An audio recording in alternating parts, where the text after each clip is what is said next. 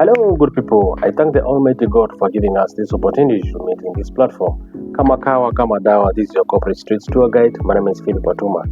Today, I'm coming back with some interesting juice, I'm telling you. I cannot wait. Let me shoot it at least so that you can digest it together. Guys, today, as I was going through my LinkedIn account, I came a very interesting article. And I'm going to mention the organization because the information is in the public. And the company is called Kopo Kopo. And this was a circular from their group CEO, and it was a circular to applicants who had expressed interest in some roles they had advertised. So I took interest to read about this circular from the CEO, and which was communicated to their LinkedIn account, and it was available to the public, and that's how I was able to see it, and I came across it. And man, after reading this circular, I think it was around 14 pages circular, this one caught me off guard. But anyway, it is what it is. Man, this game is getting interesting. Which game am I talking about? The recruitment game is getting interesting. The recruitment game is getting complex. The recruitment game is taking another twist. And my conclusion to why is this game getting interesting, why is this game somehow becoming complex and applicants are not aware, it's because, like I said in one of my previous clips, we have 4 levels in the corporate world, and we have the employment, the self-employment, the businesses, and the investments. I'm telling you, the employment side is overcrowded, it's oversupplied. So those who are looking for employees, they are spoiled of choices, but at the same time, they are keen to get the best talent from that big oversupplied pool. Because again, this oversupplied pool is not providing the best. When we say the pool is oversupplied, we do not again mean that the oversupply has the right people. No, this is an oversupplied pool with everyone. So recruiters are very keen to sieve through and identify the right candidates for particular roles. Actually, that's why it's called a talent identification, and it's not an easy job, I can tell you. And what took me by surprise is the number of respondents who expressed interest in this particular role. And I'm sure because quite a big number applied, the group CEO felt that they were obliged to communicate to the applicants through a public communication so that the information gets to them. And the reason why they decided to do it in a public way is because it's very difficult to respond in person to all these applicants. And what am I talking about? Candidates who expressed interest in this particular recruitment were 7,400. Yes, you heard me right. 7,400. I've been talking about an average number of candidates who express interest in particular roles, which is usually an average of around 1,000 to 200 applications in a single role. But this particular one was 7,400 candidates expressed interest in this particular call for application. And they even gave a chronology on how they narrowed down to this number, because the number which was given an offer to start in January 2025, like guys, there was a time I shot a clip and I said companies have just finished their business planning, and one of the budget aspects in business planning is usually the hiring, because hiring comes with a cost, and the budget needs to be approved. And those people who are going to join organizations in January, by the way, if you have not been given an offer, maybe it's not coming your way, or maybe perhaps if you're lucky you might be joining in February. But those who are joining in January, already they have been communicated to. And let me dive into this particular article. Out of the 7,400 applicants who expressed interest, they ended up giving the offers to 11 candidates. And they said these offers to 11 candidates were selected from 31 candidates who participated in the in-person interviews. And the 31 candidates who participated in the in-person interviews were selected from 40 candidates who participated in phone-based tests. This is an organization which is offering mobile solution, I think financial services, and their services are being rendered through the phone apps.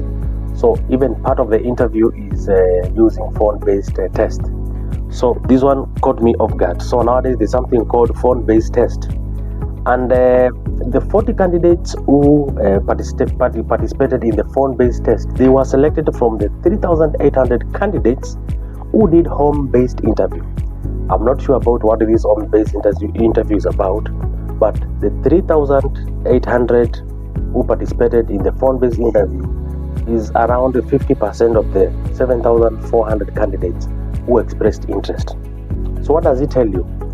This application interview was very unique. This particular application call for interest was very unique, and candidates were being caught off guard. And from the look of things, we can see 50% did not do the first stage, which was doing a home-based interview. So at least now you're making the work,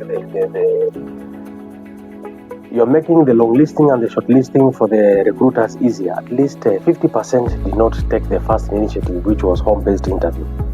And I can tell you nowadays, because a lot of candidates are applying for these roles, I can tell you there's something called LOE, level of interest during the application process. I'm now seeing it becoming a criteria where when your level of effort is below par, then you are just dropping yourself, and it's good for the recruiter, because even them, they struggle to drop. Who do we drop? Who do we proceed with? And what again which caught me off guard in this particular recruitment process is, again, in part of the interview processes, there was the stage where you had to watch a 1-hour video clip, and that 1-hour video clip informed the next question of the interview.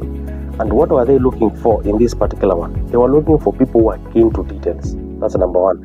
Number two, they were looking for people who could follow instructions, because there were very specific instructions on what to do. They were also looking for people who are persistent and people who are focused.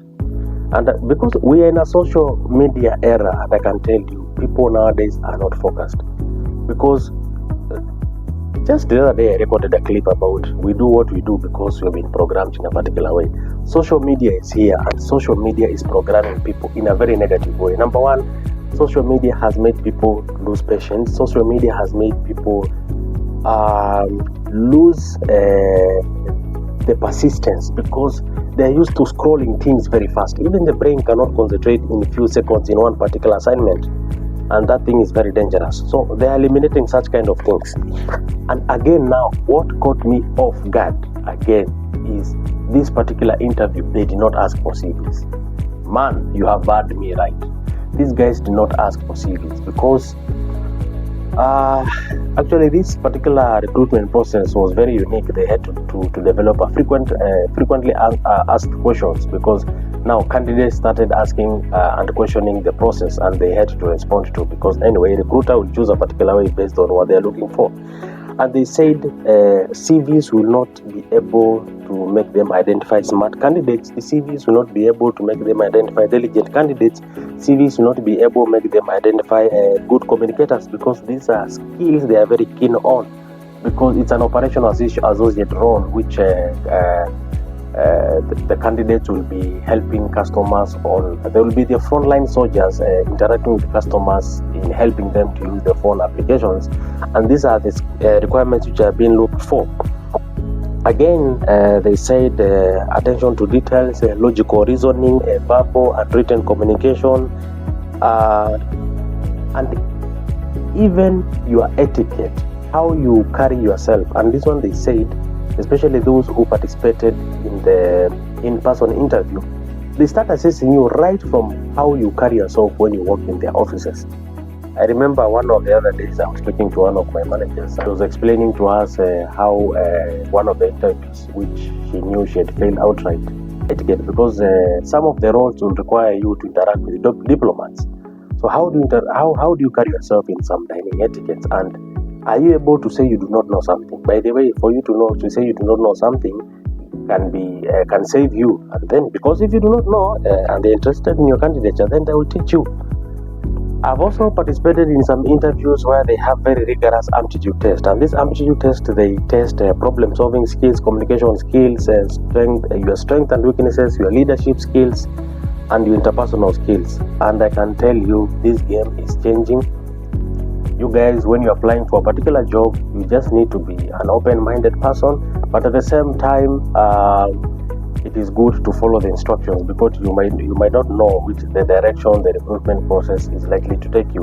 Again, kama kawa kama dawa, this is your corporate street tour guide. My name is Philip Watuma. In this still festive season, tuko pamoja. Merry Christmas and Happy New Year. I wish you a lovely festive season with your families, and I'm looking forward to see you in 2025 in good health, yourself and your families. Adios.